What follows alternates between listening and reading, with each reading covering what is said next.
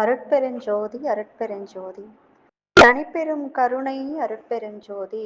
வாழ்க வையகம், வாழ்க வையகம், வாழ்க வளமுடன். அன்பான உறவுகள் அனைவருக்கும் வாழ்த்துக்கள் மற்றும் வணக்கம்.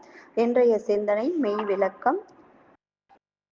குறையறிவில் பொருட்கள், புகழ், புலனின்பம் இவற்றில் கொடிய வறுமை பெருகும். நிறைவு கிட்டா வாழ்வில் மறைபொருளாம் அறிவு சிவம் இரண்டும் ஒன்றாய் நானாய் மனிதன் தெய்வமாய் திகழும் மாபதம் பேரானால் இறை உணர்வில் தன் முனைப்பும் பேரறிவாய் மாறும். எப்போதும் ஈசன் குரல் உள்ளுணர்வாய் கேட்கும் நிறைநிலையே எவரெனினும் முயற்சித்தால் பெறலாம். நேர்வழியோ அகத்தவமும் நிறை அறவாழ்வாகும். அதாவது இந்த கவியில் ஐயா என்ன சொல்லியிருக்காரு பார்த்தீங்கன்னா, நம்ம குறை அறிவில இருந்து நம்ம பொருட்கள், புகழ், புலன் இன்பம் இவற்றை நாம் தேடிட்டே இருந்தோம்னா நமக்குள்ள என்ன வருகலாம், கொடிய வறுமை வரும் அப்படின்னு சொல்லியிருக்கார். அதாவது மனித வாழ்விற்கு தேவையான பொருட்களும் வேண்டும், திறமைகளை வெளிப்படுத்தி நிறைவாக வாழ பாராட்டு எனும் புகழும் வேண்டும், உற்சாகமாக வாழ புலன்களை பயன்படுத்தும் போது ஏற்படும் இன்பமும் வேண்டும்.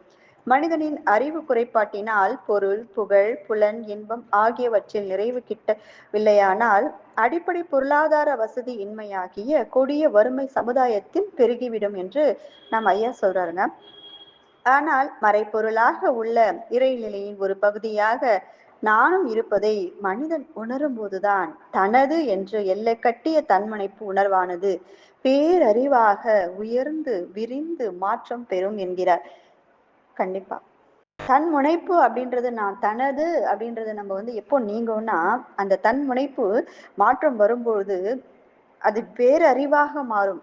நான் கிடையாது, நான் தான் இறைவன், எனக்குள்ளதான் இறைவன் இருக்கிறாரு அப்படின்ற ஒரு உணர்வு வரும்பொழுது அந்த தன்முனைப்பு மறைந்து போகும்னு சொல்றார். இறைநிலை என்னும் பேரறிவு நிலையில் எப்போதும் ஈசனின் குரல் உள்ளுணர்வாக கேட்பதினால் இறை முனைப்பு செயலூக்கம் பெறும் அப்படின்னு சொல்றாங்க. பேரறிவு நிலைதான் மனிதன் பெறக்கூடிய பேறு ஆகும். இதுவே மனித பிறவியின் நோக்கமும் ஆகும். இந்நிலையை அனுபவிக்க வேண்டும் என்பவர்கள் நேர் வழியான அகத்தவும் அறவாழ்வு என்ற இரண்டையும் இணைத்து முயற்சித்தார்கள் என்றால் நிறைநிலை அனுபவம் கிட்டும். உண்மை விளக்கத்தின் மூலம் மனிதன் தானும் வாழ்வான், மற்றவரையும் வாழ வைப்பான்.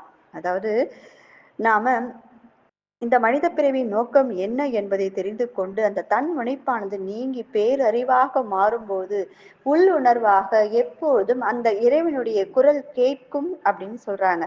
அப்போ அந்த இறைவனுடைய உள்ளுணர்வு கேட்பதற்கு நாம என்ன பண்ணணும், தொடர்ந்து நேர் வழியில் இருந்து கொண்டு அகத்தவமும் அகத்தாய்வும் நம்ம செய்து வரும்பொழுது நமக்கு எல்லாமே கிட்டும் அப்படின்னு சொல்றாங்க. நாம மட்டும் வாழ மாட்டோம், மற்றவர்களையும் வாழ வைப்போம்னு சொல்லியிருக்கார். சிந்தனை செய்யுங்கள்மா. வாழ்க வளமுடன்.